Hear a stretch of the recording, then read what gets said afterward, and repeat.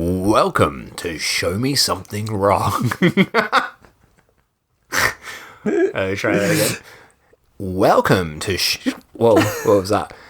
Welcome.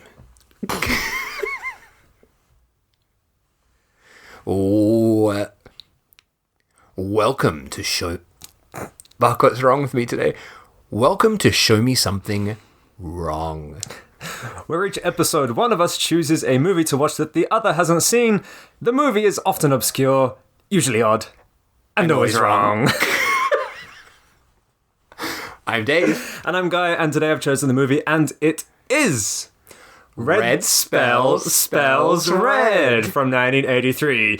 Let's get it on.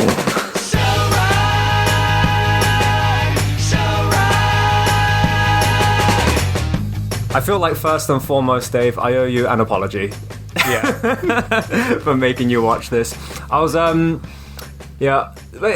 In all fairness, this did come with a warning. Yeah, I was kind of worried because, yeah, when we were talking about it, I was like, kind of off podcast. I'm like, it's not animal stuff, is it? And you just didn't reply to that message. I'm like, oh, fuck, it is. And then once I realized it was by, I guess, the same company that brought out Centipede Horror, perhaps the same production company, I was like, oh, I know what I'm in for now. Yeah. But that not being the only reason why I chose it, I feel like there's a lot more to talk about here than just the animal cruelty, but that is a very, very strong theme that is prevalent throughout this entire film. So those who are upset, as you should be, by animal cruelty, maybe don't watch this one, or maybe just don't listen at all. I don't know. Unsubscribe. Yeah. Never listen to us again. No, just skip this episode, I would say. We're not going to go into too much graphic detail, are we? I don't feel... No, we don't need to talk about the ins and outs of... Well, we do talk about the ins and outs, don't we? Oh, God. Oh, boy. Anyway, but that was not the only reason I chose this film. And actually, the reason I initially wanted to do this film is because although we've spoken about like Cat 3 and Hong Kong films so much, and you found one that I hadn't seen, which was the fantastic... Don't Stop My Crazy Love for You. A.K.A. Crazy Love for You. A.K.A. Stop My Crazy... Wait, what's it? Can't Stop My Crazy Love for You. Yeah, which was absolutely fantastic, and I was very happy that I also found one that you had not seen. This is from the pre-Cat 3 But that's era, it. right? This is actually not a Cat 3. So this came out in 83, but the Cat 3 rating came out in 88, so this is proto-Cat 3. Yeah. Which is kind of wild in itself. There was actually a censorship body prior to 88, but it had no like legal power to censor films in Hong Kong. So there was kind of just like a loose set of guidelines. One of the big ones, which was quite interesting, was that criminals could not be shown to get away with their crimes. Oh, that makes so much sense now. Because I can't think of a single Hong Kong film where a criminal gets away with it. It's always like kind of a morality sort of thing, right? Where that's kind of like in the 50s in America, right? 40s and 50s film noir, it always had to end with the criminals being punished at the end to get away with like all the, for that time, quite messed up stuff that they were doing. And so the pre-Cat 3 classification board, for them, that was a big thing. Like, criminals had to pay for their crimes. But there was no kind of censorship law, so they were kind of... They could get away with it, but the boards weren't happy about it. And a lot of kind of films pushed the... What's the phrase? Push the envelope? That's a phrase, an envelope. Why would you push an envelope? What does that even mean? What does that mean? Anyway, they pushed the envelope. What the fuck does push the envelope mean? I don't know. Do you want me to look up the... No, fuck the envelopes. We got lots to talk about today. Looking it up. No, I'm joking. And apparently the big one of the big envelope pushers was John Woo's A Better Tomorrow. And they weren't happy about that. But one of the biggest things, the reason that Hong Kong decided to actually make this new Cat 3 rating, I'm not going to say like primarily, but one of the biggest instigators was the infamous Men Behind the Sun. Right. As we all know and hate. So that's pre Cat 3 That as well? is pre-Cat 3. Oh, I always thought that was a Cat 3. Okay, so that's before that. Okay. But that was, I think people say that was like the catalyst that made the Cat 3. The Cat 3 catalyst. Oh, maybe that's why it's called Cat 3. Maybe it's for the cat that got eaten alive. Who knows? But fuck, I hate that film so fucking much.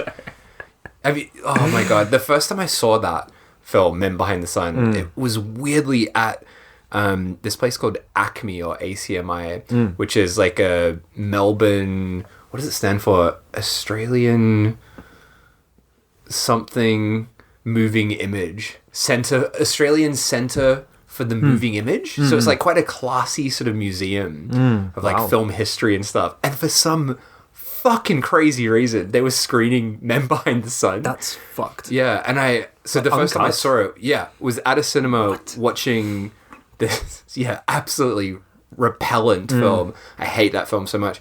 And there's a scene in it where a cat gets killed, which is, the director claims isn't real, but I'd be very surprised if it wasn't real. Heard a different claim that the cat was real, Right. and apparently they covered the cat in honey, and the scene is it gets eaten alive by rats. Yeah, right? this is the same thing I've heard, that it didn't get killed, but it just got nibbled at. Yeah, they were licking the honey off of the cat. It's like, bullshit. shut the fuck up. Absolute You bullshit. cunt. Fuck that director. But yeah, when I saw that at the cinema, there was all these kind of, I'm using the word bogan again, which we used know in what Bugs bogan Bunny. is. It's like kind of trashy sort of dudes behind us that for some reason were watching Men Behind the Sun. Okay, that doesn't make any sense. And when the cat was getting killed horribly, like I wasn't looking at the screen, and they were like laughing, like slapping their knees laughing, and it traumatized me. Their reaction was almost worse than what was happening. That's quite on screen. upsetting. Yeah. Yeah, fuck that film. And fuck the sequel too. I hate the sequel. Laboratory of the Devil. Or Labyrinth whatever of it's the Devil, called. yeah. There's a few, yeah. Anyway, so that was one of the main reasons that Hong Kong were like, we need to get some kind of censorship laws, and thus was born the Cat 3 genre. It's kind of ironic because it ended up making their films more fucked. Because then people were trying clearly to make things to get that label as a point of advertisement. I think. Yes, yeah, you could say the same. Banned films. If your film gets banned, that's like free publicity, isn't it? Yeah. So anyway, going a bit off track. Anyway, so yeah, this is pre-Cat 3. This is from 83. And this is actually the first and last film for a lot of the people involved. So Titus Ho, the director, this is his only film that he directed. And he was actually a post-production manager at Shaw Brothers Studios. Maybe that's why I recognized his name. Because I was like, oh, Titus Ho, I know that name. He must have directed lots of other stuff. And then after I watched it, I saw this was the only credit that he had. Yeah, that's it. His name appears on quite a lot, but actually this is his only film directing. But he's actually a pretty big post-production manager and producer, screenwriter. He's kind of a big deal. Right. But this is his only film he's ever directed. Yeah, some of his more famous films that are listed here, I don't think I've seen, but one called Flirting, one called Sex Beyond the Grave, which sounds pretty great, and King of Masks. I don't know any of these. Okay, they're These are Shaw Brothers films? I'm not sure if these are Shaw Brothers films, but these are films that Titus Ho, the director, has connection with. He was either the writer or producer or post-production manager. Don't know. But anyway, he was working at Shaw Brothers Studios when he met Stephen Chan, the producer of this film, who also produced, as you mentioned before, Centipede Horror, which is another absolutely fucked black magic, let's use a lot of living insects kind of horror film. Anyway, so Stephen Chan tossed Titus Ho this screenplay, which would become Red Spells Spells Rest, and was like, what do you think? And the reason that these two came together is that they both had an absolute fondness for a certain British horror thriller film, and they were like, we want to make a film like this. Right. And you will never guess in a million years what film. A British thriller. From the 70s. I want to say 73. I should probably check, but it's around that era. Is it one that I'll definitely know? You will definitely know it. Who's in it? Give me a clue. Or will that give it away? That will definitely give it away. All right, just tell me. All right, so basically, the director of this and the producer were like, we want to make a film like Don't Look Now. What? Yeah. How is this anything like that? And this was the result. What? Yeah. What the fuck? Makes no sense whatsoever. But they both had an absolute profound love for that film, and they wanted to make something like that, apparently. Now I'm trying to make any kind of connection to that film in my mind, but there's no similarity. The only thing I can think of is the fact that they both have a theme of red. I don't know. Oh, and the dwarf thing. Oh, as well. maybe the dwarf. That's it. Yeah, so they talk about. We'll get into it, but there is no actual dwarf in this film, right? No, but they do. But they do say dwarf quite a few times. So I'm not sure what the fuck they were thinking when they made this. That is very... And their absolutely non-apparent homage to Don't Look Now. There is no way I would have guessed that. And anyway, so Stephen Chan tossed the screenplay to Titus Ho. They got the screenplay writer from Centipede Horror, Amy Chan, to get on board, and they both kind of worked together to make Red spells red into what it is now. As I said before, first and last for many of the people involved, the actress who plays Stella, the main character, she quit soon after this, as well as another number of people, another actress, and the initial company that put it out, I think it's Nico's Studios. They only ever released this and Centipede Horror. Yeah, I saw that. Those are the only two films they put out. And those two are also kind of like, they would make a great double bill. They go hand in hand together. They're absolutely fucked. But yeah, with that in mind, it's like they're kind of these really fantastic little like capsules of that time. And never went anywhere beyond like those early 80s with these very limited people involved in making. And then that was it. Just gone. People quit. They never made anything after that. And the studio apparently folded. Yeah, I didn't recognize anyone in the cast at all. Have you seen Centipede Horror? I have not. Okay. I know of it, but I've never seen it. Because this also has one of the actors from Centipede Horror in it as well. But anyway, so that was kind of the bit of a warm-up. Should we just get straight into it? Sure. Let's do it. So I'm going to say this has one of the best opening scenes ever. As soon as it started, I was like, fuck yes, I am going to love this film. It is everything I need in a movie. Can I ask though, so you watched this for this podcast recently, but when was the first time that you saw this? I don't even remember. So this is like a long time ago you watched this? Yeah, it was. I watched this and Centipede Horror years back. Probably, I'm going to say close to 10. And then never since. But then they have both kind of just recently had a re-release, a remaster and re-release, and that reminded me of them. And I thought absolutely perfect for the old poddy. Yeah. So... So the first time I saw them, it was a long time ago. But then I rewatched it twice since then for this. Yeah. I can't believe I've watched this 3 fucking times. As soon as it started, I was like, oh, okay, I know what this is. Yeah, I know what kind of film this is. It's great, and it's that fucking amazing black magic horror. Oh, it's perfect. Yeah. It's great. I'm not saying anything about the film so far. I'm saying how fucking great it is. So it starts off with some guy in a cave, the dwarf, apparently. We don't know yet, but wearing some kind of mask, doing some kind of black magic ritual. There's fire shooting out of his fingers, and there's all these like wacky sound effects and camera angles. The sound effects are nuts. Right? Like just these like sounds that every time we see this character... or anytime there's any sort of magic or anything, we get these demented sounds. And the angles, they're all like shot from like weird corners or like right wide up in the your face. Yeah, it's brilliant. Things are levitating, statues are flying around. I have no idea what's going on, but like, this is everything I need in a movie right here. It's great. Unfortunately, right off the bat, we see a frog get gutted and ripped apart. I was going to mention that. Like, it's just instantly, like, within the first few minutes, it's like, oh, okay, all right, there's a frog getting killed. Okay, I can see why I can see where this is going from this point on. It wastes no time with the animal cruelty. But that opening sequence is so incredible. And as he's doing all this weird levitating and fire shooting and weird mumbling, there's another group of people from the outside who are also wearing masks. Heroic sorcerers. We find out later.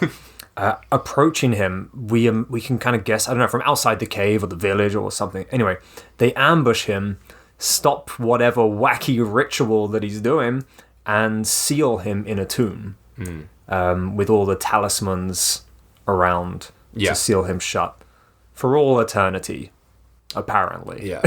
End of movie. Roll credits. Roll credits. And titles. Title sequence. Scorpions. Scorpions everywhere. This is the most scorpions I've ever seen in a film.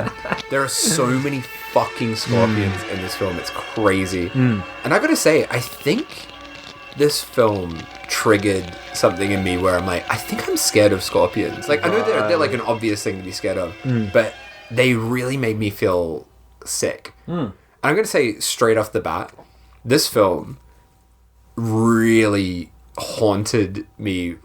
I watched it 2 nights ago. I had nightmares about this film. Wow. And it made me feel a bit sick to the point that I was at work and saw a cartoon image of like a snake, and then there's some snakes in this later on, some like all kinds of gross shit, and it sent a shiver down my spine because I started thinking about this film again. The whole energy of this film after the title sequence, it's a very evil film. It feels like a haunted film. Oh yeah, absolutely. It's wrong. Yeah. It's very wrong. Extremely wrong. But actually, now that you mentioned that, I think you said quite a similar thing after we watched Worm Eaters as well.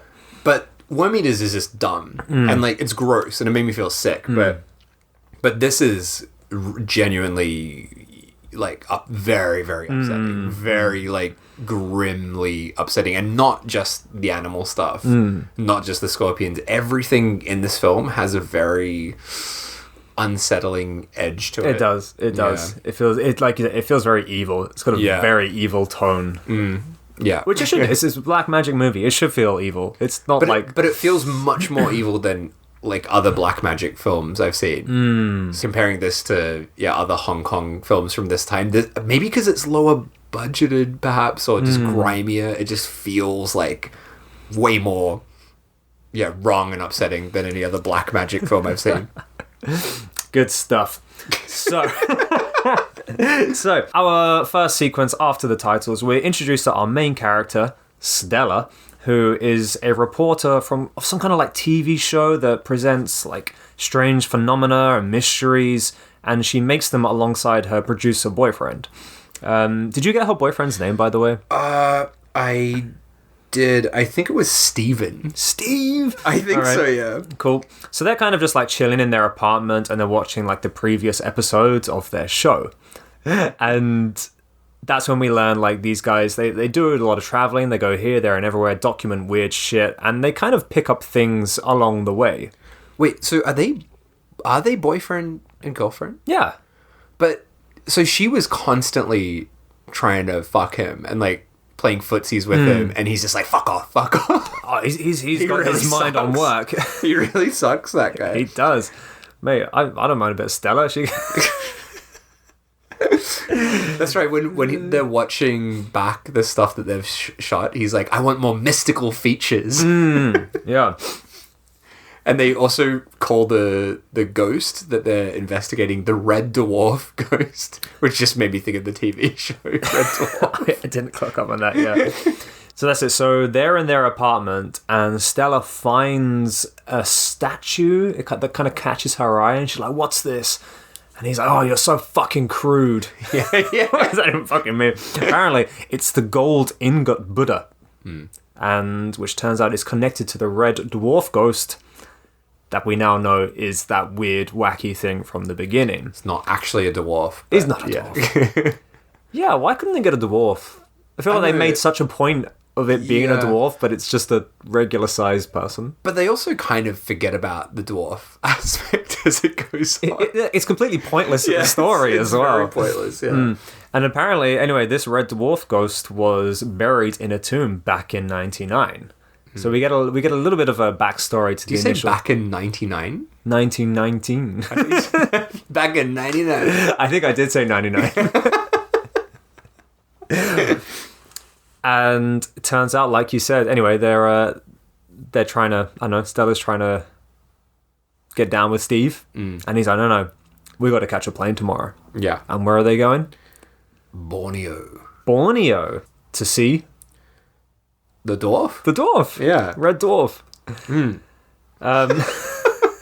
So as if no time has passed whatsoever, they pull up to the tomb of the red dwarf, as if like it's just the easiest thing to find. It's like, they're like, oh, we're here now. This is where the cursed red dwarf is. Like nothing. It's like apartment to the tomb. Isn't there a sign that says there's a sign. like Tomb of the Witch 1919? Yeah.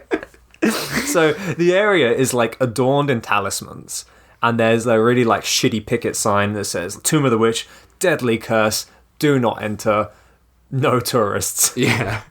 And they start setting up their shot, and they start filming. She's doing the presenting, and apparently there we get even more backstory about the dwarf. He was an evil dwarf sorcerer who practiced the most evil sorcery down in that cave, and was later killed by 4 righteous sorcerers. But when he died, he made an evil wish, which I'm gonna think is cursed, but it's just translated as wish. That is, whoever touches him, whoever hurts him, or even laughs at him must die. Laughs at him. You can't laugh at the dwarf. If you laugh at the evil dwarf, you're gonna die. Yeah.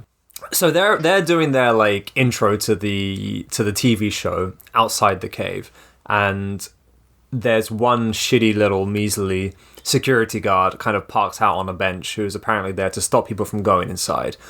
The TV crew tried to bribe him, but he's not having any of it. So the producer, Steve, Stella's fella, he basically tries to distract the security guards whilst the others sneak in. But they get stopped, and Steve kind of pretends that he's on the security guard side. He's like, what are you doing? I told you don't go down there. Come on, let's get out of here. We're going home. And so they all kind of pack up as if like, oh, well, it's all for nothing. They get in their car, and then the security guard's like, hey, can you give me a ride back to the city? He's like, you're not gonna be here? And he's like, no, it's nighttime. No one's here at night. And it's like, oh, setting it up for him. Just give it all away. So Steve's like, yeah, hop in. Of course, they come back at night and they break into the tomb. Because no one's there at night. It's too spooky. Very spooky. Yeah. And that it is a very spooky tomb. It's actually a pretty great tomb. So what happens next, Dave? So, while they're in the tomb, one of them feels like pissing. There's a lot of piss in Hong Kong movies. Yeah, I was thinking that because, we were talking about Don't Stop My Crazy Love for You before, and there's a very... a pissing scene in that which we absolutely loved. Yeah. This is also a pretty good pissing scene, I thought. Yeah. Doing a piss in a tomb, and there's no reason for this whatsoever. But he does say, I feel like pissing, and does a piss in the tomb. The cursed tomb. Yeah. The sacred cursed tomb of the dwarf ghost. Like, even if you didn't believe in it, why would you do a piss in a tomb? It's like, I don't fucking believe in God. I'm not going to go into a church and piss on the altar. Like, it doesn't. Yeah, exactly. Hold your piss in, mate. Come on. And it's quite funny. He goes, my bladder is full, and the other guy goes, piss off then. So 2 of them are taking a piss on the sacred cursed tomb, and they find the coffin in this creepy old ass cave. The coffin is covered in sacred talismans. But they're not fussed. They start filming, and they remove the lid from the coffin. And immediately, a plume of red smoke comes out. If I was these guys, I'd be really worried that I was getting gassed to death by that shit. And they're all just like, oh, fuck, keep filming. There's all this purple, noxious gas coming out, spraying them in the faces. Like, yeah, you would have thought, like, at least you'd run the fuck out of there. Yeah. Not to mention probably being cursed, which they are. It's like... I mean, it's kind of a recent thing, but it made me think of when people find these like old ancient Egyptian tombs, and it's like, don't open the 2,000-year-old tomb. It's like, we're already fucking cursed enough. Anyway, they're filming. They film the plume of smoke come out. They ain't fussed. And then inside the coffin is the bones and mask of the Red dwarf ghost. Red dwarf ghost. Yeah. And then that's kind of it. They're like, fuck it. We did it. Done. We got what we came for. Let's get the fuck out of here. Yeah. So Stephen heads back to Hong Kong. And Stella and the rest of the crew, they're going to... Like, I didn't quite understand why, but they're going... They don't go back to Hong Kong. They're going to, like, a local village. Yeah. So that's it. Steve's like, I'm going to go back to Hong Kong, get this process. You kind of hang out and enjoy the sights for like 2 weeks for some reason. Yeah. Yeah. It was kind of at this point where I was like, oh no, like I can see we're going to get a lot of like horrible shit in this film. Just I think it's, you know, it's the same with like Cannibal Holocaust and those sort of Italian cannibal films. They're all shot in places where there's kind of no rules as to what they can do. And the moment you see all that footage where they arrive at the village, it feels like quite... it's unsettling because you're like, oh god, we're going to see a whole bunch of horrible shit. Yeah, absolutely. 100% agree. And sorry, the second that she arrives, right? I shouldn't be laughing at this because it's horrible, but the moment that Stella arrives at this village, a villager's like, yeah, you got to kill a pig as you arrive. Yeah, it's like a tradition, kill a pig. And she's forced to just stab a pig. Yeah, it's fucked. It's awful. It's absolutely fucked. Imagine that. Imagine you've gone to this village just to do some sightseeing and someone's like, oh yeah, you got to kill a pig before you enter the Yeah, but she's like, yeah, all right. She's kind of a bit grossed out by it, but she doesn't put up much of a struggle. Just goes for it. That there's a little bit of a sequence prior to the pig killing, but where it's like a kind of barrage of information about the island or the village and its culture. And it's like, we have the freshest rice and we do this dance, and then if you do this, you have good luck, and then you can sing with the village chief, and you know, and it's like tourism it does. campaign. It feels like some weird kind of tourist and culture information center have made this weird fucking video. But it's like, as you said, it feels very, very local, like almost too local. Yeah. Where it doesn't feel like a movie anymore. It feels like you're watching something a little bit too too up and close and personal. Like exploitative and yeah. And like I said, so they step off the boat and they meet the village chief. He's a big part in this movie. And but still, it's like this fucking barrage of information about the village, and it's like, you know, you got to wave a chicken in the air for good fortune, and then you got to spear a pig in the neck for good luck, and then so she gets given a spear and fucking stabs this pig who's like. I don't know, it was like he's like under the boardwalk or something. Yeah, it was really fucking upsetting. It didn't work either. She didn't get any good luck from that. Maybe it was a bad luck pig. Could have been. And yeah, but it was just very upsetting. But and then all the other like members of the film crew as well. They're all like men, right? Yeah. And then we kind of get introduced to this weird, like what's supposed to be the kind of comedy factor, the subplot of this fucked up movie, which is apparently trial marriages. Yeah. So there's the crew, especially these two guys in particular, right, are just gagging to just shag anyone that is in the village, basically. Yeah. And apparently you can fuck one of the village girls for 3 nights as a trial marriage. And if it doesn't suit you, you can get up and leave. And so they're down for these trial marriages, which is the weird fucking subplot.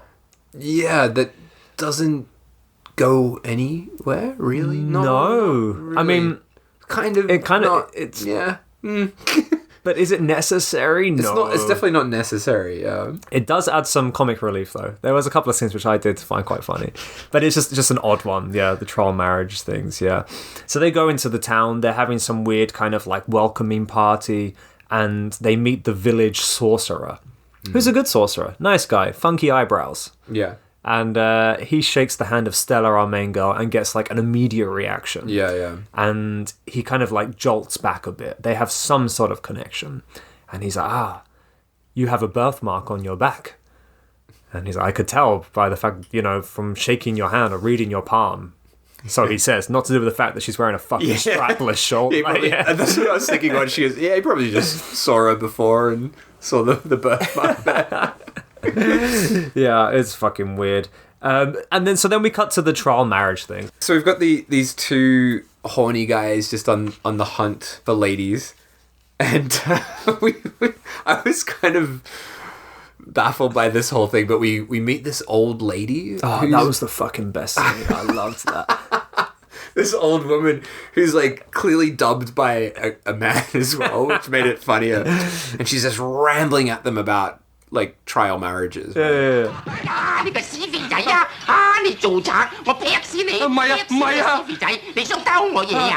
These two horny guys are like scoping out the rooms, right? And apparently if the light is on, you can go in and attempt the trial marriage.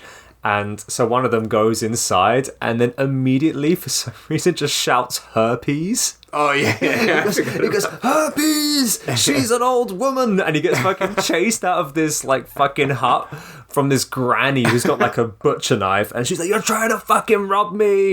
And is that how that came about? Yeah. That's the old woman dubbed by a guy. Okay. Yeah, and I was so confused by all of this whole sequence. I was like, what the fuck's going on? It's, like, so frantically cut together as well. Yeah.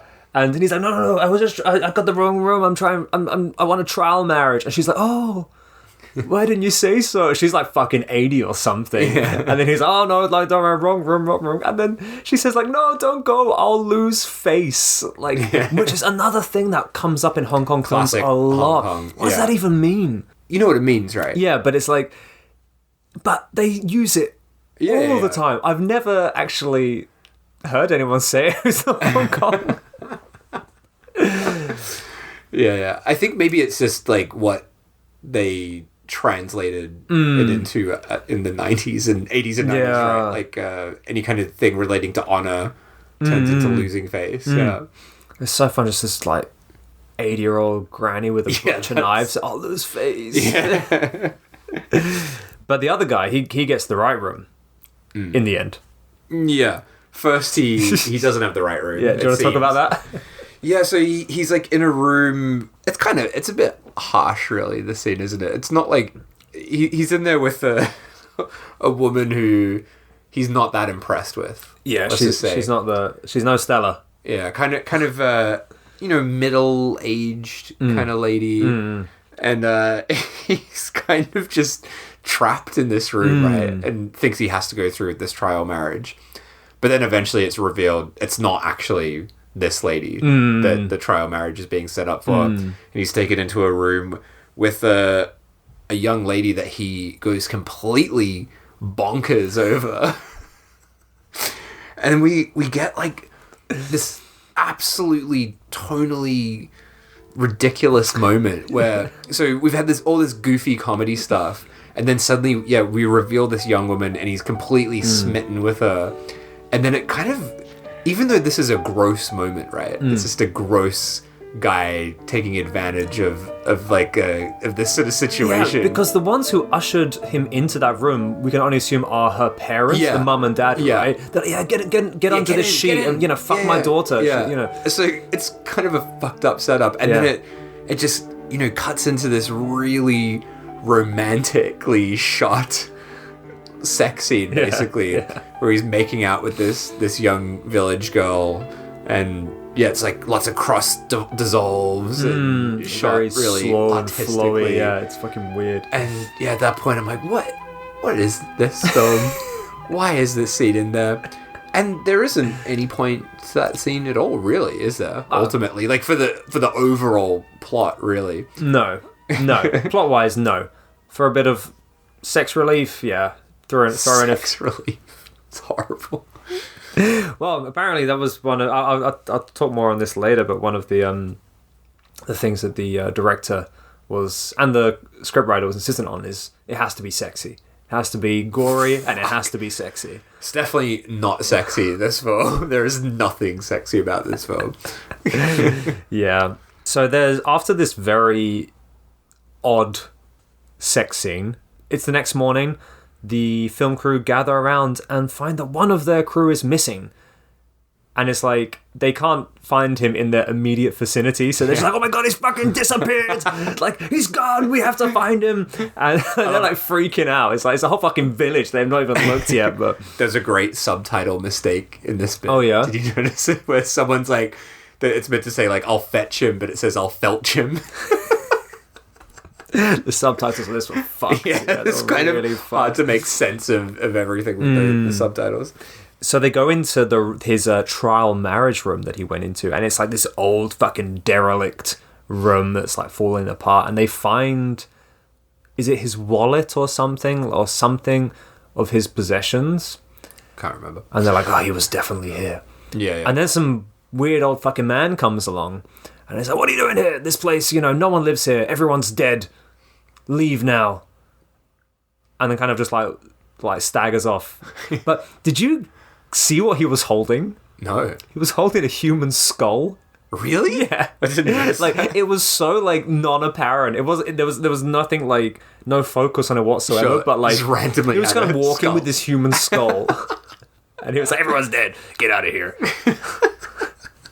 Is that a character we see in other parts of the film? No. So just that scene? Yeah. And he's got a human skull? Yeah.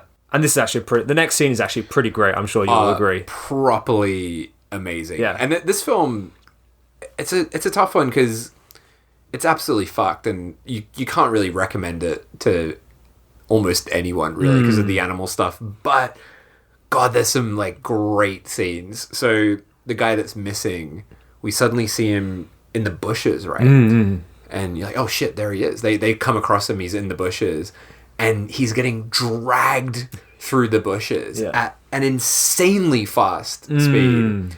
But there's nothing dragging him. It's like an invisible force, right? So he's just zooming through the bushes, and it's a really cool effect. It is, actually. yeah. So he's zooming through, and then he smashes into like a body of water of some kind, like I don't know what it is, but like a river or lake, river, or something, pond, something. Yeah, smashes into the water, and then his head sort of comes up, and it's all completely smashed up, right? All bloodied, and his head just starts like banging on the water on a rock or something, and then he's again like getting dragged through the water, and his head smashing into things. Doesn't like a tree kind of comes alive and skewers him? We see a bird, again another animal death, but like a bird skewered on a tree with like blood dripping down, right? That's a little bit later, but yeah.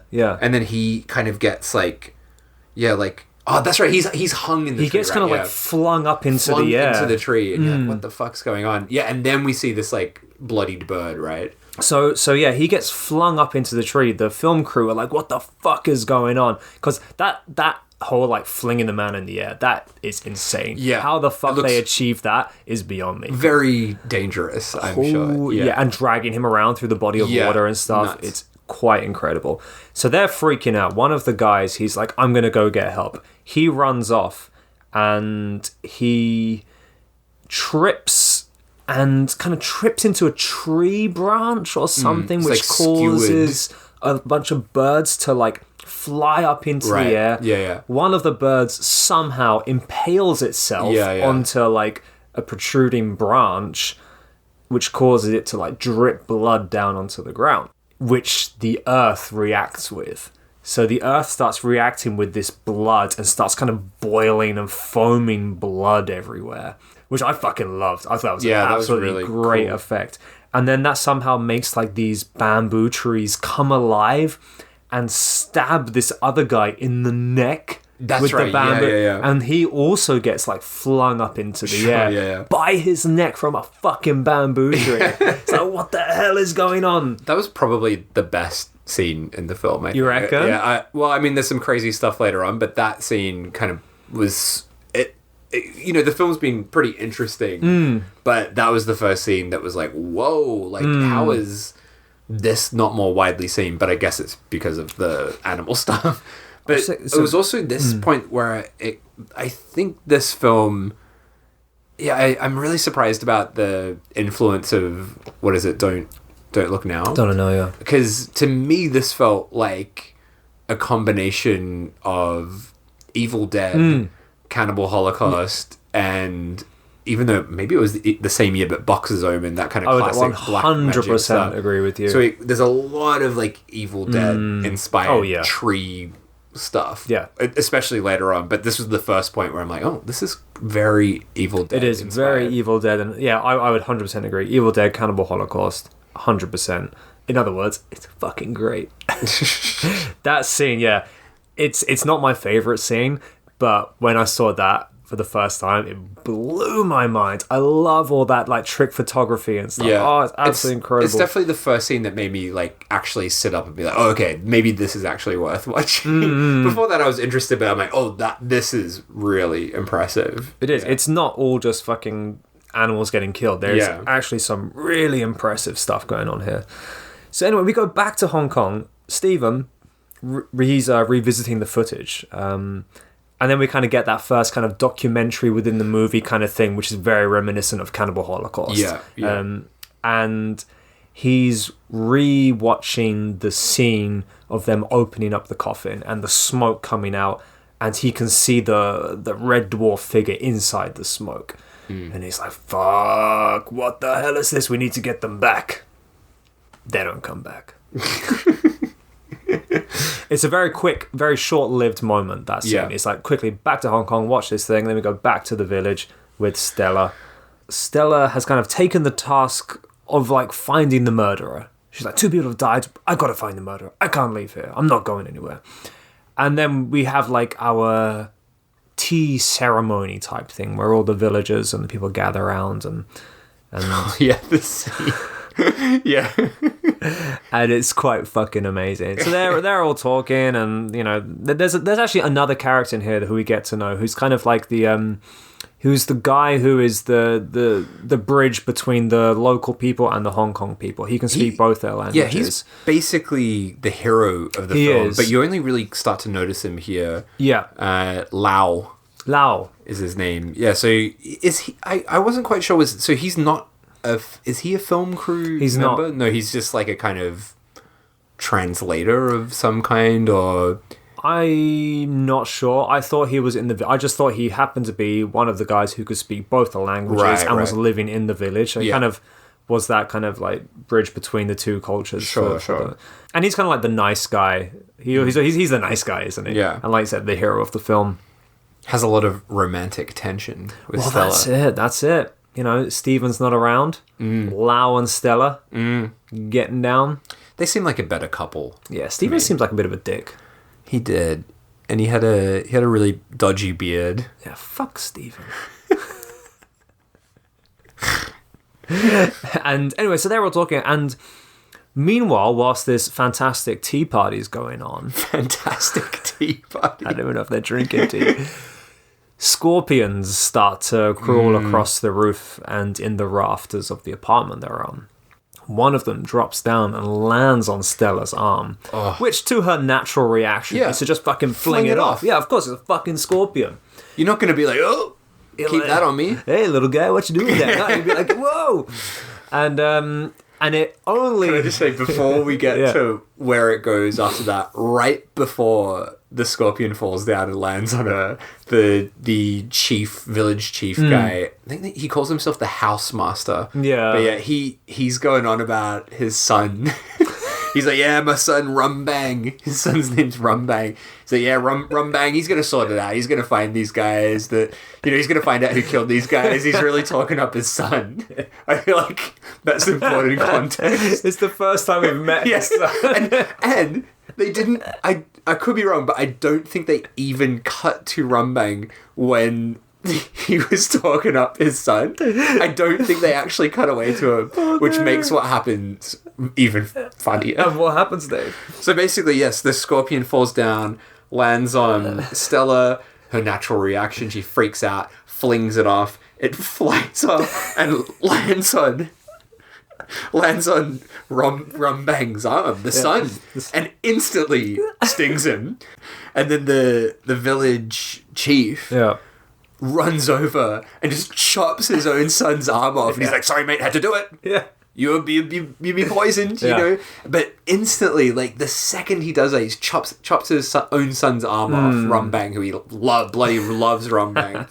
And then he looks over to Stella like, you fucking bitch. There's how dare instant you? bad blood there. Instantly, he's like, fuck you. And he's so pissed off. But it wasn't her fault. No. But that's like, immediately, he's got it out for Stella now. He's like, you fucker, you're the reason I had to cut my son's arm off. But yeah, it's right off the bat, he's like, no. Like, he hates her. You can see it in his eyes. He's absolutely livid. Yeah. He's not pleased. At all. It's quite hilarious. Do we see Rumbang much after that? I don't think he comes back, actually. Yeah, he might be. Maybe he's just lurking about with his the arm. chief. Yeah, with his arm hanging off or But gone. like you said, not hanging off. Not hanging off. It's well gone.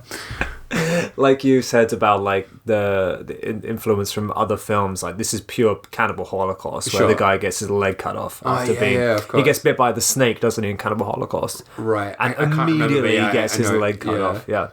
And is it right after this as well? The village sorcerer shows up at Stella's door, her hut or wherever she's staying, and gives her a peace mask. Peace mask to protect her. That looks pretty fucking terrifying, by the way. Yeah, was that mask the same mask that the righteous sorcerers were wearing in the first scene? No, it was different mask. Yeah. Okay, but that's basically to protect her, right? Yeah. Yeah, I love like just the village chief. He's actually probably my favorite character in this because he's such a bastard, and he's like furious at Stella.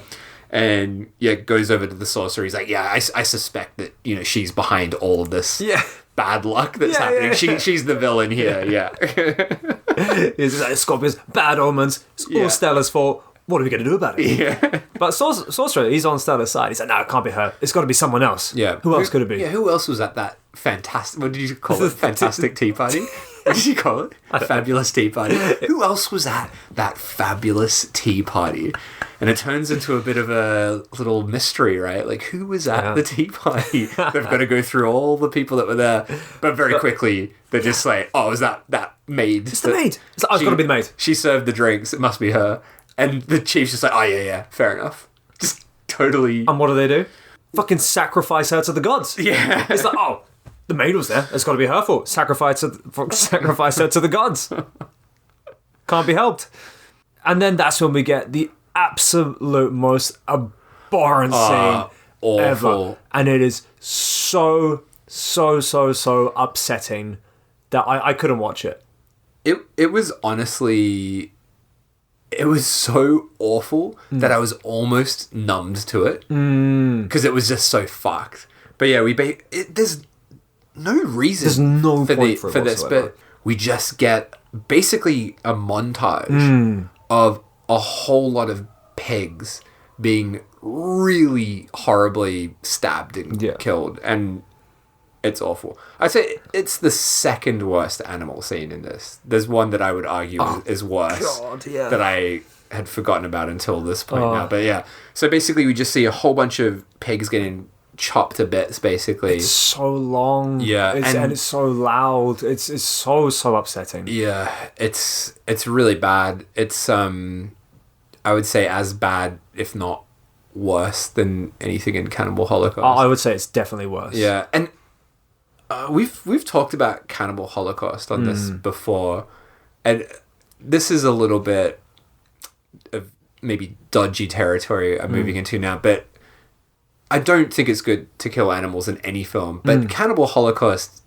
it's a really well-made film, whether you like it or not. Like, it is quite effective in what it's doing. Oh yeah. This film, the animal stuff doesn't feel like it has any connection to anything. It's just like, here you go, there's some pigs getting killed, and now on with the movie. So it feels just like a little... It feels more exploitative than any other kind of animal killing thing I think I've seen. Yeah. Yeah, so that was a really awful scene to sit Very, through. very upsetting, and I hate that it's in this film. It does not need to be Like in you there. said, it doesn't need to be in here, and it's just so long. There's so many pigs, and pigs are great. I fucking love pigs. I don't want to see pigs get killed. Yeah. And it's most upsetting. I think it's probably the most upsetting animal death I've seen or death sequence I've seen in a film, like, ever.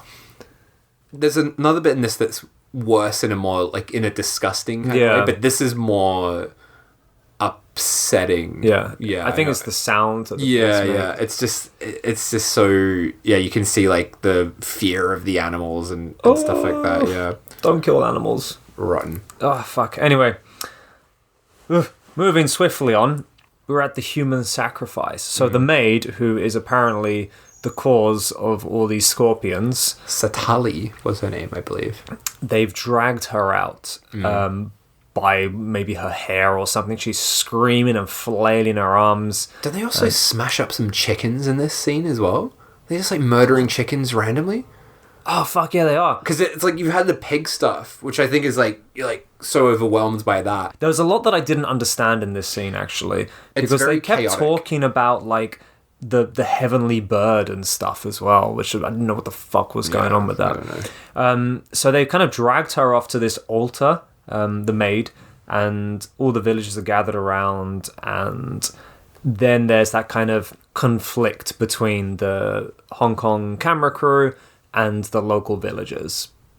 But in the Hong Kong camera crew's point of view, like, this is their tradition, how they put it, a very primitive tribe, and this is how they deal with things, and so they can't really do much about it. Unfortunately, they have to kind of like sit and watch while this poor woman gets dragged to an altar, left there, and they're told by the village chief that once the heavenly bird sets off, she'll die.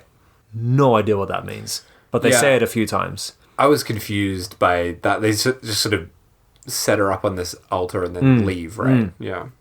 And even though the camera crew are kind of there and they kind of have to just sit and witness, they come back at night. They think, fuck this, we're going to rescue her. So they come back in the night, and they rescue the girl. They capture her. She looks very... She looks like very dehydrated. That's the word I'm looking for. Yeah, quite a mess. Yeah. Even though I don't think it's been that long, but I think it was just a few hours. Yeah, it's like been 30 minutes. She's dying. But they get stopped by the chief. Instantly. Does he have Rumbang with him? He's got someone else with him. Is that Rumbang? I don't know. It could be. Surely Rumbang's not doing well at this point. He must be recuperating somewhere. Maybe it's another son. I don't know. Where's Rumbang? I want his story. And he's fucking furious. The priest, he's like, come over here right now. And she kind of like waddles over with her last bit of human strength, and he just fucking starts beating her.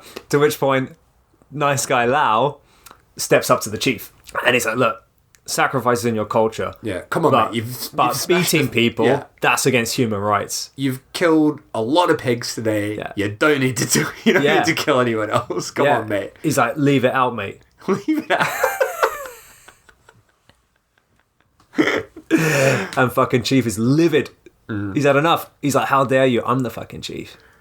The chief's having a rough time through this film. I don't feel like anyone really respects him as the chief. No, he's not a very effective chief, is he? He reminds me of a kind of salaryman boss at like a shitty company, right?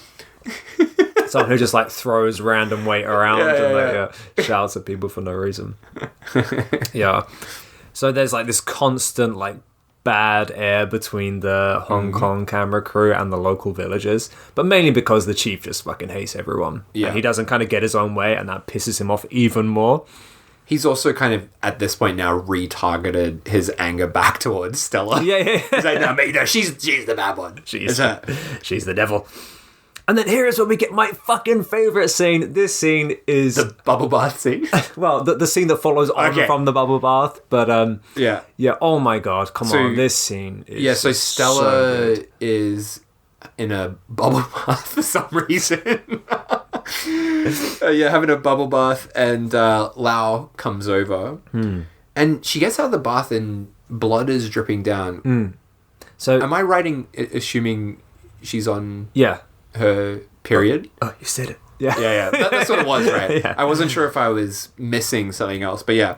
So blood is dropping on the ground. Yeah. And again, we get that bubbling effect. Yeah. Of the blood on the ground there. And the next part is your favorite part? It's just so good. Well, you can talk about it. It's just if it's your favorite part. so good. Oh my god. This next part is the most Evil Dead part for me as well. 100%. Yeah. So, like you said, so Lau is now in the cabin. She's kind of dropped her period blood all over the floor, and the floor is reacting, and it starts kind of foaming up, and things start to get a little bit supernatural. Yeah. And all of a sudden, the lights kind of blow up. A net drops down from the ceiling and captures Lau, and It's all slow motion. Yeah. Yeah. And it's almost as if there's like a typhoon within the room. Wind's blowing around, they can't stand up. He gets blown out the fucking window. The window. Yeah, he's like trying to hold on to the frame. He's getting blown out. Yeah. And then, but there's full on like legs like flailing up in the air whilst he's like hanging on for dear life. Then Stella gets caught in the net, and she's flailing her arms and legs around, and she kind of falls back onto her bed, which is made out of like this bamboo frame, which then starts to kind of distort and hold her into like this kind of like, it's almost like a rack, isn't it? So it creates like an X shape, which spreads her legs out and locks her head into place. Which was the most Evil Dead-y moment. The leg bit reminded me so much of that infamous scene from Evil Dead. Yeah, 100%.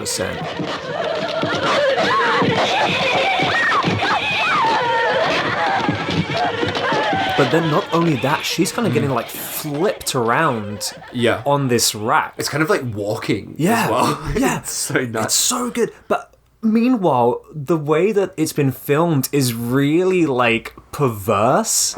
It's like shot from like between her legs, and the bamboo and the net is like squeezing her tits together. So it's like this weird kind of like erotic torture scene when she's getting like flailed about the room, flipped around sides and backwards and upside down. It's absolutely amazing. I guess that's what the producer meant when he said he wanted a sexy film. Yes, but it's so good. I love all this trick photography. It's just so amazing.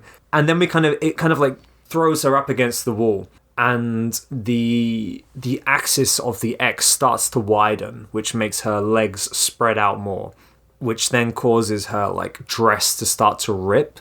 And then out of nowhere, like a candle slides across the room, dead center between her legs.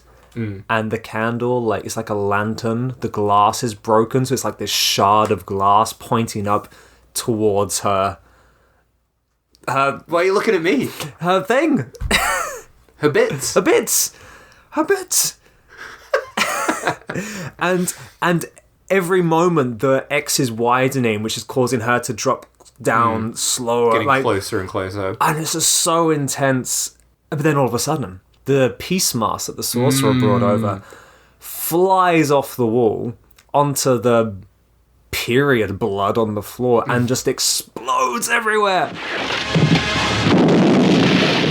It explodes! That was an insane sentence that you just said there. The peace mask flies across the room, lands on the period blood, and explodes. That's how good this fucking film is. You don't get that in a Marvel movie?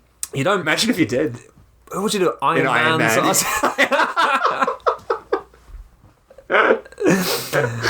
Oh, fuck it was just so good, so good. And that's not where it ends, though. Because then a fucking scorpion grows out of her birthmark on her shoulder. Ugh. Yeah, there's actually kind of a body horror kind of element to this as well, which we see more later as well, that really creeped me out, involving bodies and scorpions. But yeah. But that whole scene, oh my god, it was just incredible. Yeah, it's a really amazing scene. Like, I mean, it's pure Evil Dead, but oh my god. It's Evil Dead, but it's crazier, much crazier. And yeah, It's nuts. It's just nuts. It's the only way I can say it. It's fucking nuts. Yeah. But all the stuff of her just being like flung around the room on this rack and the flips and the twizzles. And, I mean, that's like 10 out of 10. Yeah. 100%. Cut that scene, make it a short film. 10 out of 10 short film. No context. Probably not really required, really. I enjoyed this a lot more than the Evil Dead scene. the original. Even though this is like a homage to that, I actually enjoyed this a lot more. It's way more wild and energetic, I would say. I remember Sam Raimi often mentioned about how much he regrets making that scene. Oh, yeah. He always talks about that. So the tree rape scene. Yeah. I think he was very young, extremely young when he made that film, like 20 or something, right? And it is a scene that probably didn't need to be in the film. Yeah. It's very, very exploitive. And I guess in a film like Evil Dead, it does feel somewhat out of place because just it is so exploitive. Yeah. But in a film like this, which is just pure exploitation, it's like, this is the best fucking scene. I was high. I was on cloud 9 watching this. Do you often say that phrase? Only when I watch this. I feel like you've used Cloud 9 in almost every podcast. We should go back and check. Do I say that? Yeah, but you don't say it outside of this, right? No. I only say it when we do this podcast. It's on bloody Cloud 9, mate. It's my cream and cheese. That's another one you say, which is... I don't think that's a phrase. I like making phrases. So then we cut to the next scene, and this is the most upsetting scene. The worst scene. Yeah, the pig scene is more distressing in some ways, but this is the grossest scene. 100%. Yeah, go ahead. Where we have... I don't even know the context for this, but there's an old man. Who is this guy? No idea. No idea, mate. But he's talking to the old village chief. Yeah. And then it seems like he suddenly gets possessed. Yeah, he's possessed. His face has gone all green. and he grabs a chicken from somewhere. I can't laugh. Don't laugh. No, I'm not. I don't want to laugh. But it's fucked up. He just starts eating the chicken while it's alive. Yeah. And it is gross. Gross for everybody involved, and just like disgusting to see this chicken. Basically, he's like biting into it and like ripping its guts out and stuff. It's really gross. And again, goes for a long time and is totally irrelevant to anything. It is. I can't even remember like who that guy is or what that has to do with anything. Can you imagine being that fucking actor? Yeah, we want you to like eat a fucking live chicken and eat his guts out. Yeah, that's the other thing that adds to the exploitiveness of this, because I'm sure that guy would have just been a local in Borneo that they've paid to do this, which is very grim.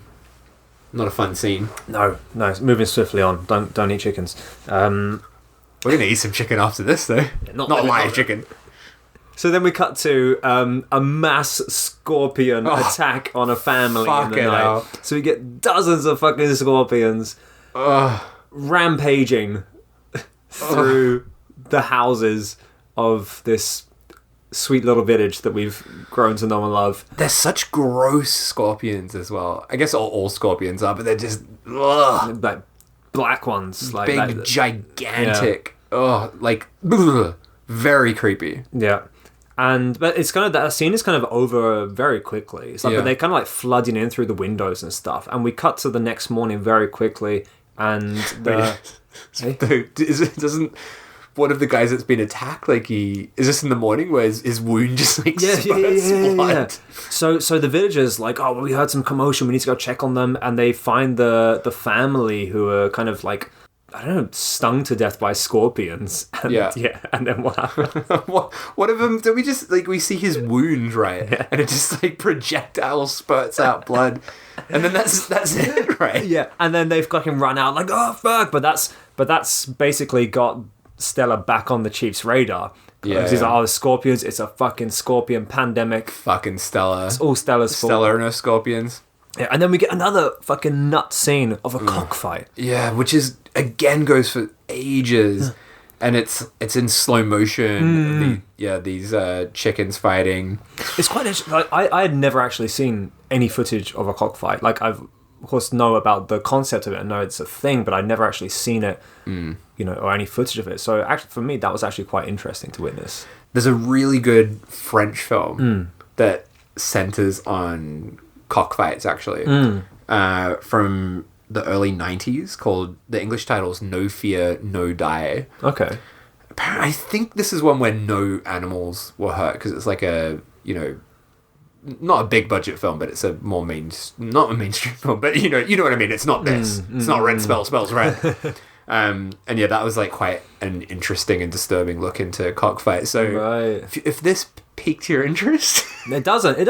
But it was just one of those things that it's something, for me, I've never seen cocks fighting, chickens fighting. It's just it's not something you see day-to-day life. And even when you go to like a farm, because like in England we hang out in farms all the time, like, and the chickens aren't and they don't fight each other. So to see like the actual chicken fight things like that you do hear about, it was actually quite an interesting thing to watch for me. But again, it is very exploitive. I'm no cockfight expert, but I think, I could be wrong, but I think during cockfights they like hook a like extra like spike kind of thing onto their feet. No. So when they're, I could be wrong, but that's my memory from that film that I watched, that French film. Right, but I was surprised to see how like actually vicious they are when they fight.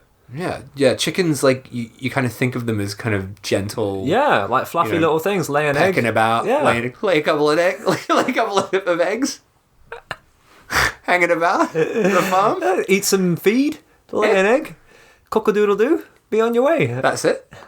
I didn't expect them to fight. Angry cocks. And she's hanging out with old mate that was rescued, right? Oh, the village girl. Yeah, Satali. Right. Yeah, they're hanging out, having a chat. They're best mates now. Yeah, and then this scene is pretty great. So the cockfight's still going on. Stella comes over and watches the cockfight, and then some amazing shots here of all the chickens are just like, and they're all the chickens turn to face her, and they're all staring at her, and they all start attacking her. Yeah, that's a pretty great moment. All those hilarious. close-ups of the chickens, just like turning their heads.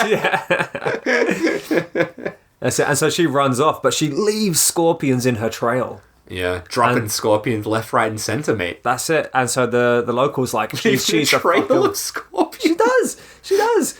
So the locals like, that's her. That's the fucking scorpion lady. Let's get her. Get her. So they chase her down, and they chase it into a river where it gets very unnecessarily erotic.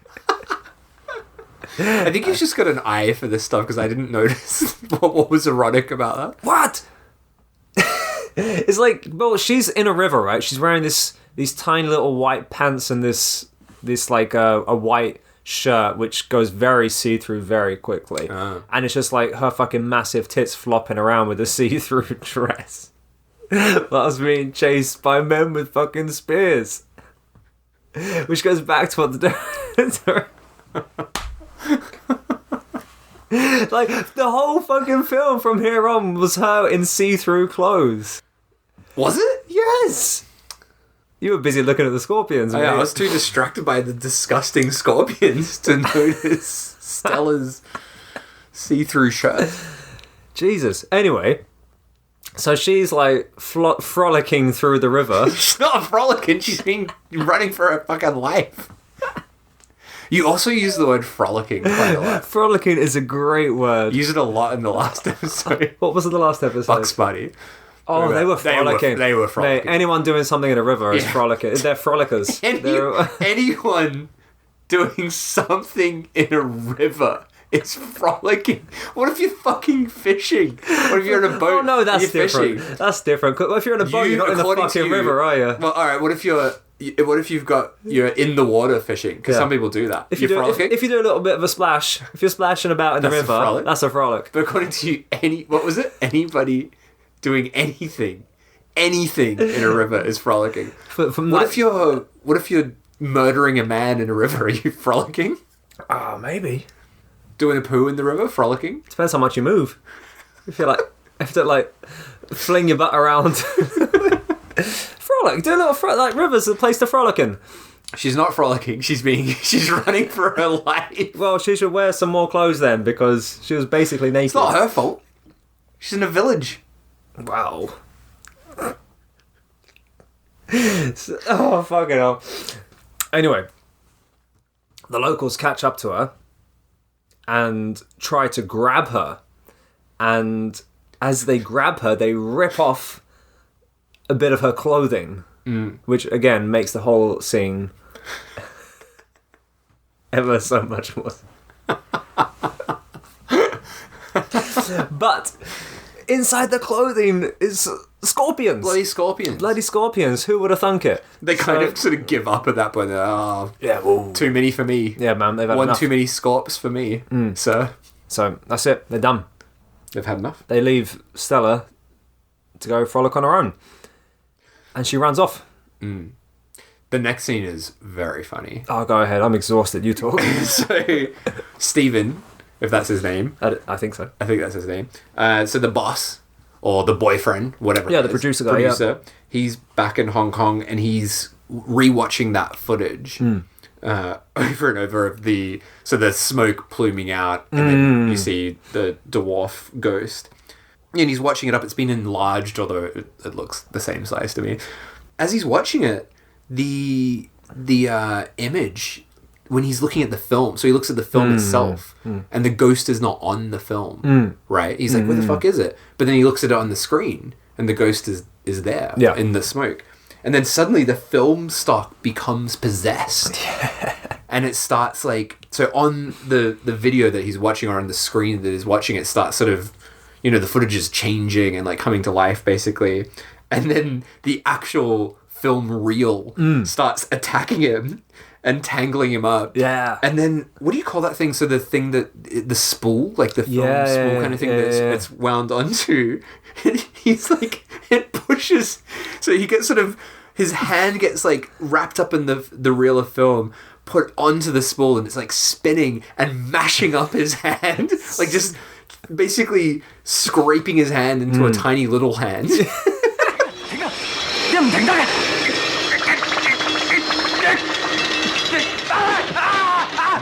It's so gory. Yeah, it's really gory, but also ridiculous. It's not like the more grubbier kind of gross violence we've seen before. It's very silly. It's very B-movie. It feels very Italian. It feels like late Fulci kind of level of silliness, of gore.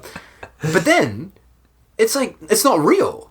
So he's someone a film crew guy comes in and he's just all zoned out. It was all just a dream. And it was a dream, yeah. And his hand is fine. Yeah. Yeah. I thought that was the end of Steven, but then he's alright. I wish it was the end of Steven, so Stella and Yao could fucking hook up. Yeah. Because he's the real hero. Yeah. Whilst we're on the subject, did you clock the Centipede horror poster? No, I didn't. Yeah, that's in the background of that scene? It's in the fucking foreground. Right. It's so in your face. Yeah, whilst Steve is getting wrapped in film, the assistant's banging on the door trying to get in, and right in the foreground there's a massive Centipede horror poster. Fuck, that's pretty funny. Yeah, really in your face. The next part really upset me quite a lot. So now we're very graphically seeing scorpions crawling out of Stella's body. Oh, we're in the cave now. Yeah, so she's basically hiding in the cave, right? She's at her wit's end. She's frazzled. I don't know why I found that funny. She's at her wit's end. She's fucking frazzled. That's not a joke. She is frazzled. Yeah. And all these scorpions are crawling out of her body, and it is fucking disgusting. And that really gave me nightmares, that scene. It's awful.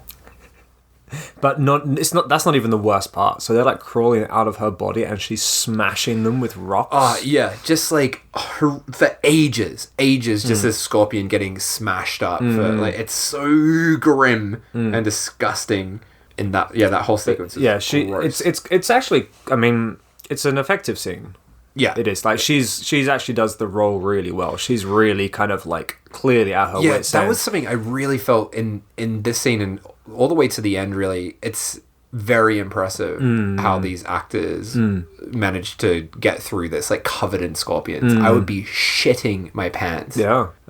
She's in this, like, damp old cave, like, covered in water and, like clearly wet with scorpions all around her. She's just, like, freaking out. Is it also around here we cut to... Is it members of the crew that are out and about, I guess, trying to help her? Yeah, and they kind of get killed off. Yeah, and they're getting attacked by the trees. At one point, a leaf, like, sticks to one of the guy's faces and kind of, like, rips his skin off. It's all, like, stuck to him. Yeah. It's quite great. I like that. And then the villagers are also kind of on the hunt for Stella as well, right? And they, come in to kill her in this cave.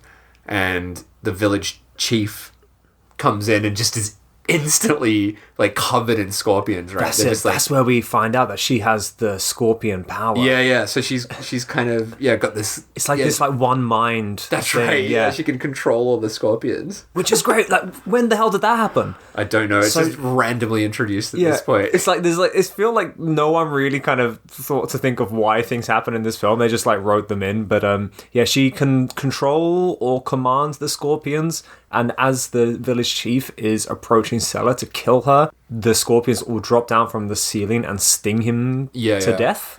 And I was really impressed with him in particular, because when he's dead, he's, like, just got scorpions crawling over his face. Doesn't flinch at all. It's amazing how he managed to do that, because that is fucked up. Yeah, that was, I think that's probably the first scene where we get scorpions crawling over the face. It's very upsetting, although it is not the last scene that we get of that. From this point, it's just a scorpion. It's a relentless scorpion fest from this point on. So nice guy, Lau, he employs the help of the sorcerer to help Stella. He's like, we got to help her. She's in a fucking cave. We got to do something. She's in a fucking cave. So then we get, like, this fucking barrage of information forced on us as the viewer, which is supposed to somehow explain everything that's happened in this film so far. Is this the grandfather stuff? Oh, yeah. It's so baffling. And it also, to me, made me go, like, wait, so does this now supersede all the red dwarf ghost stuff? Because suddenly the sorcerer is like, all right, so I'm your granddad. And a Hong Kong guy came to the village. He knocked up your mum and then went back, and your mum put a curse on you. And I'm like, right, okay. Yeah. What the fuck? Like, what is any of this stuff? It's really quick. It's like an entire film rapid trying to be explained in, like, 20 seconds. Yeah. And it's like, and he went back to Hong Kong and left you, and now I put a curse on her, now I'm getting, cursed for the curse that I put on him, and, I just got to deal with it now. But it felt so irrelevant as well. Or not irrelevant, but, like, it was creating a new story where it didn't need it, because it already had the dwarf stuff. Like, what the fuck? Well, what was the connection? Well, that's it. I think by that. The only connection is the scorpions, but they're actually two separate plots. So I think we have the plot of the dwarf... ghost, dwarf ghost, and then we have the plot of Stella being cursed. Yeah. And I think they're actually separate, but show very similar themes. Very confusing. Yeah, so it's really confusing, but the two don't actually really cross over that much. Right. You can totally have one without the other, and it wouldn't really make any difference. Right. Like, if you were to, say, have... the whole, like, scorpions being born from her body as part of the curse from opening the tomb, I would totally get that. It would be fucking perfect. Could have just been that. But instead they made it into this other thing of, like, her dad being cursed from... Oh, God, it makes no fucking sense. It was so unnecessary.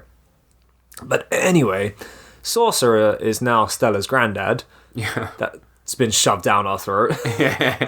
And now he has to protect her. There you go. And she's like, save me, Grandpa. Yeah. She just accepts it. She's like, yeah, makes sense. Yeah. We've also got Stephen is back in town, This was very Boxer's Omen-esque, this stuff. But yeah, he's like going to see a bunch of monks, enlisting their help. But he's also getting trained by the monks. But it's really frantically kind of set up. It's like, I've seen the monks, going to do some quick training. And it's I could be wrong, but I think the scene might have even been in fast motion, like slightly sped up when he's doing this like frantic training. And they put him like in robes. Yeah. Like it's like a kung fu robe like sequence. Like whoosh, whoosh, whoosh. And he looks like such a dog in that robe as well. We hate Steven. We need more Lao. Yeah, bring back Lao. No more Steven. I also found the sorcerer's instructions for how they were going to deal with this curse extremely fucked and funny. So he's like, I need to get my daughter's skull. So the mum, we need to get her skull to stop the curse. And he's going to fucking powder that skull. So he's got his own daughter's skull, Stella's mum's skull, to stop the curse. He's smashing it up. He's got it like a mortar and pestle, so fucking grinding the bones. And also, for some reason, we've got that as like part of the method to stop the curse. And they've also strapped Stella to this kind of... What would you call that? It's like a water wheel. Water wheel kind of thing, right? Massive wheel that she's strapped to, and she's just getting dunked, rotated in this wheel, dunked in water over and over again. And they're doing that to her for real. Yeah. That's the real actress that they're doing that to. This is the finale, and it is a fucking bonkers finale. Absolutely nuts. Oh my god. Like you said, like that, and it opens with Stella being repeatedly dunked. It just keeps going. Even in the background of some shots, she's still getting dunked. Yeah, and so that's it. She's tied to the outside of a water wheel that's just being repeatedly rotated around. So she's just going in and out of the water, and like gasping for air. That is the actress. Yeah. That's not a stunt woman. That is actual torture. That is fucked up. Yeah. How fucking nuts is that? But it is an incredible shot. Like it's so good. And so whilst she's getting fucking dunked, the sorcerer's doing smashing that fucking spells, like grinding his daughter's skull down into dust. Scorpions are homing in from all directions. And then Steve shows up with a fucking umbrella. He's got like a silly little umbrella. He shows up with the llama, right? Not the animal, the llama, but like as in Dalai Lama. And some other monks. And he's just got a silly little umbrella. Yeah. Don't know why he had that. Just really, every shot of Steven in this, he's holding an umbrella. Yeah, why does he have a fucking umbrella? But how fucking great was this last scene? And it was so beautifully lit. Because everything, the background is completely blacked out and only the subjects are lit. Yeah. Oh, it's absolutely amazing. It's just this massive showdown, right? Where, Granddad showing up, he's like spraying her with sand or something. I think that's the ground that's a skull. That's a skull.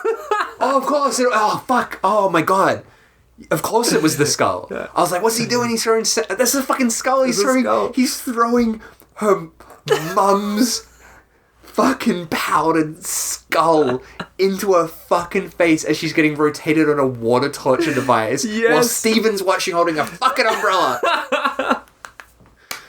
Fucking hell. My notes in here are almost incomprehensible, but he rips at her flesh. That's right? It. No. So what he does, he starts like throwing this powdered skull onto her, and he throws it onto her birthmark, and the birthmark starts reacting, bubbling up, and he fucking jams his hand into her shoulder, rips out a chunk of her flesh. Like what? Why? And how is this supposed to help? Yeah. He like rips it out, and then there's just fucking scorpions everywhere. There are so many fucking goddamn real scorpions just everywhere, all over the ground. They're covering Granddad after he's ripped his granddaughter's flesh out after throwing his daughter's powdered skull in her face.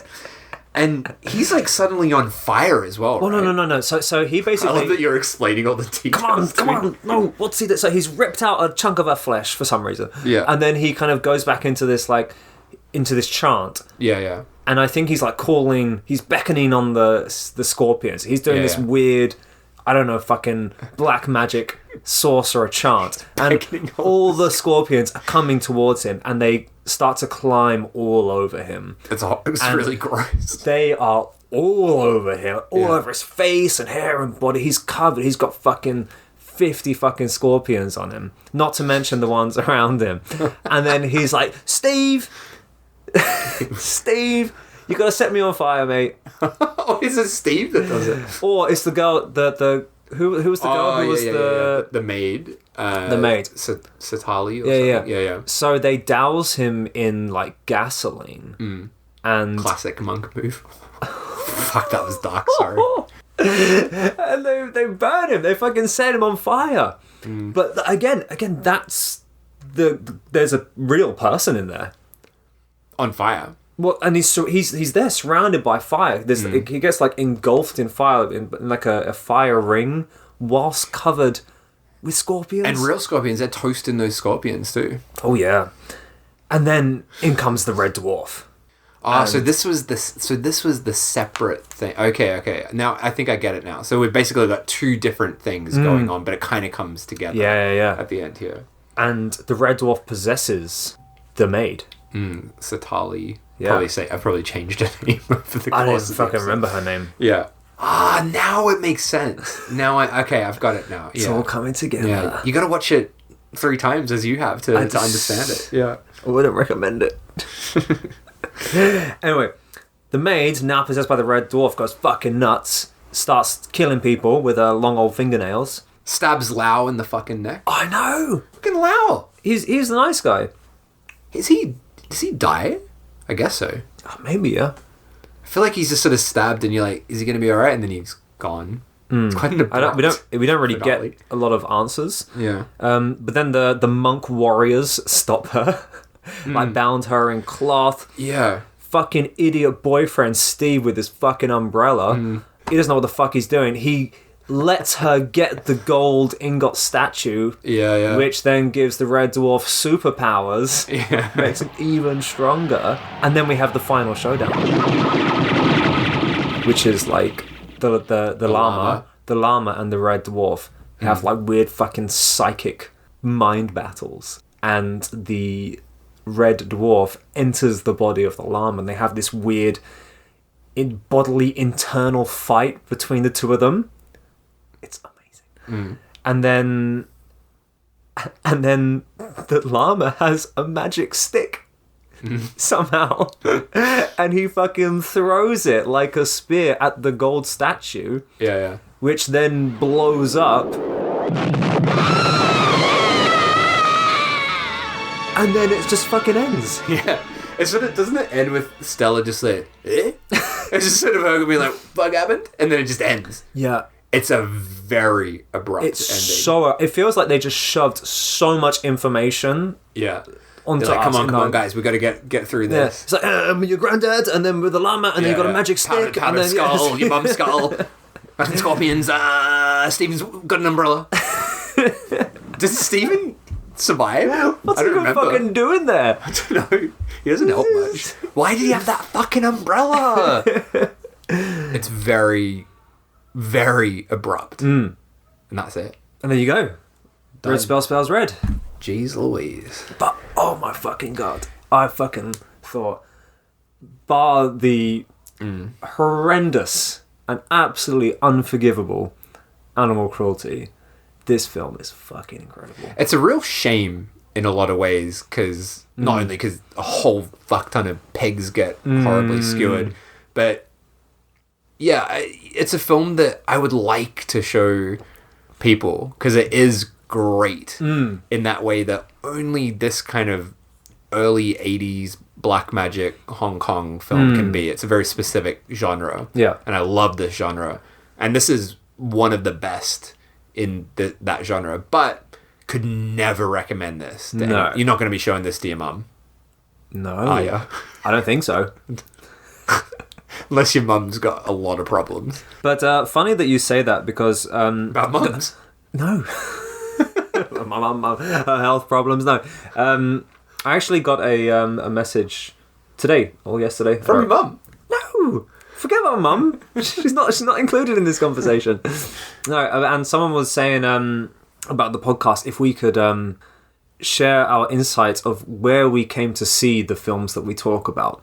Oh yeah. And my initial response was, because a lot of the films that we talk about here are so obscure, a lot of them are kind of off of like odd servers and through other collectors, people like films that never even had a release, work prints, etc., etc. So a lot of the time it's difficult to say where to see the films we talk about. But in this case, I briefly mentioned it at the beginning. This has just had a remaster and a re-release on Blu-ray by a company called, I think it's Error 4444. Right. And they're a new company, and they've just released this and Centipede Horror. And included in that release is an animal cruelty-free cut as well. Really? Okay. Yeah. Cannibal Holocaust did something like that too, when they released that on DVD or Blu-ray back in the day. So I'd be very curious to see the animal cruelty-free cuts. It'd be quite hard to cut it out of some scenes though. Like you could definitely cut out stuff like the pig stuff, the chicken stuff. But the scorpion stuff, it's so embedded into the story. I think with the scorpion stuff, I think the only thing that would get cut out would be that like rock smashing scene, I would imagine. I don't know. The other stuff, there's not that... It's not so visceral. Yeah. That'd be good to watch. I'd like to see that. And if that animal cruelty-free cut was readily available, I would definitely recommend this. Yeah. This is an amazing film. And just mad that it's not more spoken about. Well, it seems like everyone talks about Centipede Horror. That's quite well known. But this one, not so much. This was the first time I'd heard of this. But yeah, Centipede Horror is pretty well known. Yeah, right? yeah. Well, not super well known, but like in certain circles. Yeah. It's pretty well known, yeah. Yeah, so how did you get on with it, Dave? As I said, it really upset me in a way that a film hasn't upset me in a long time.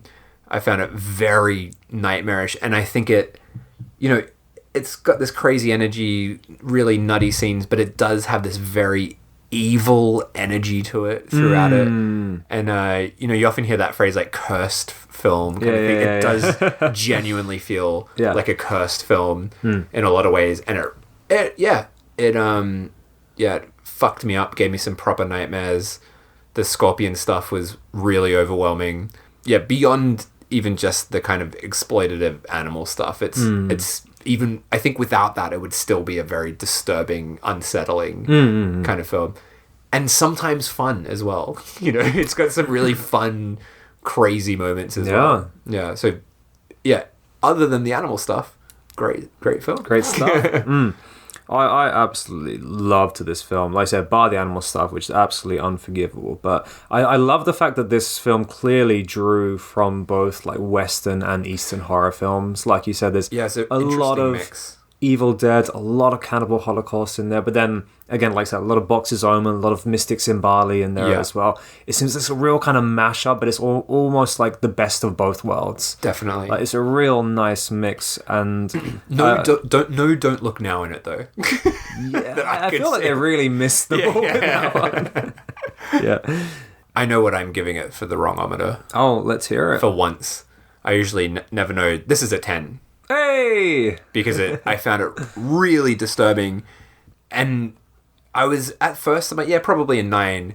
But then talking about it, the fact that the powdered skull of the mum is thrown into the daughter's face, that just gave it an extra mark for me.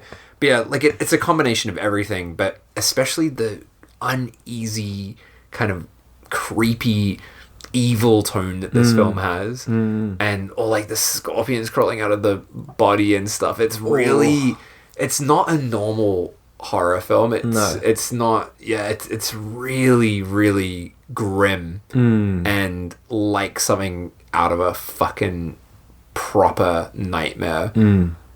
Yeah, and also just like where it's shot, all that kind of stuff. It gives it like this exploitative touch that made it very icky to watch as well. So yeah, I think it's a 10 for me. How about you? You know, I was verging on a 9 and a 10, but yeah, I think I'm gonna give it a 10 as well. Double 10. It's a 20. It's a 20. It's a 20. That's only the second one for the podcast. It is second double 10. It is. But yeah, like you said, there's a lot in here that is extremely wrong. As much as I absolutely love this film, this should not be made. Yeah, definitely. And I feel like I'm kind of glad that he's only ever made this and he never came back. Apparently he went back to the Shaw Brothers studio and he carried on working as a post-production manager and producer, and apparently he still got given scripts, and instead of like doing them himself, he just kind of passed them on to the person he thought most suitable. So he's still very much in the game. Well, I don't know about now, but he it wasn't like he kind of disappeared. He just, this was just his one time directing, and that was it. Yeah, I've definitely seen his name pop up a bunch of times. Yeah. Oh, he wrote a film by the director of Story of Ricky.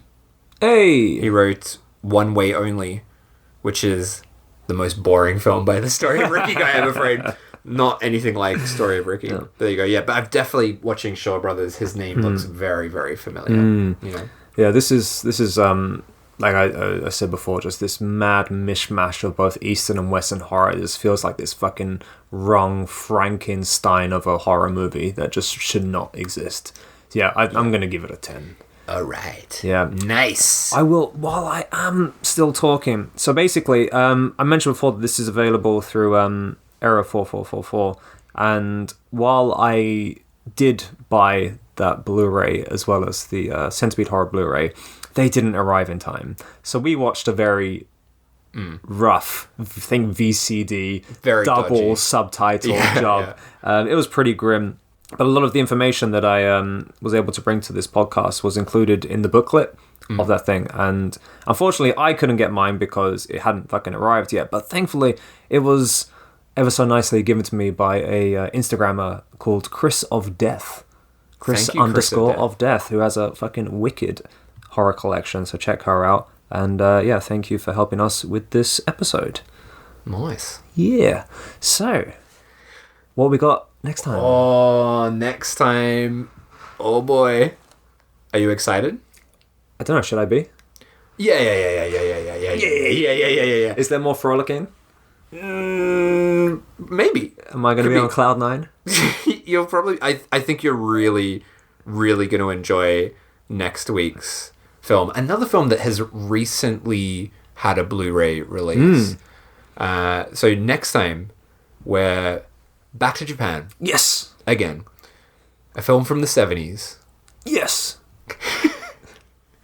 We're watching a haunted Turkish bathhouse. Yes. Amazing. It's a great film. It's going to be very exciting to talk about that film. Much lighter thank God. than what we endured for this episode. Turkish bathhouse, that's the same guy who did Wolf Cop, right? It is, yes. Good. He is fucking awesome. So the director, Yamaguchi Kazuhiko, did Wolf Guy, which is one of my... Oh, Wolf Guy. One of my... What did you call it? I think I said Wolf Cop. that's a different film. Oh, yeah. Sorry, yeah, Wolf Guy, which is an amazing... My favourite Sonny Chiba film, by far, and one of my favourite, 70s Japanese films. Awesome. Yeah, Wolf Guy was absolutely incredible. Definitely up for seeing more of his stuff. Yeah, and Haunted Turkish Bathhouse is pretty close to that level of insanity. Nice. Yeah. Nice. So, in the meantime, please head on over to Twitter. Go to that search bar. Type in Show Me Something Wrong Podcast and give us a follow. We're SMSW Podcast on Twitter. You can also send us an email at showmesomethingwrong@gmail.com. And please do a review. Come on. A good one. 5 stars only, please. So yeah, do a review. Tell some people about the podcast. That would be great. No irksome ones.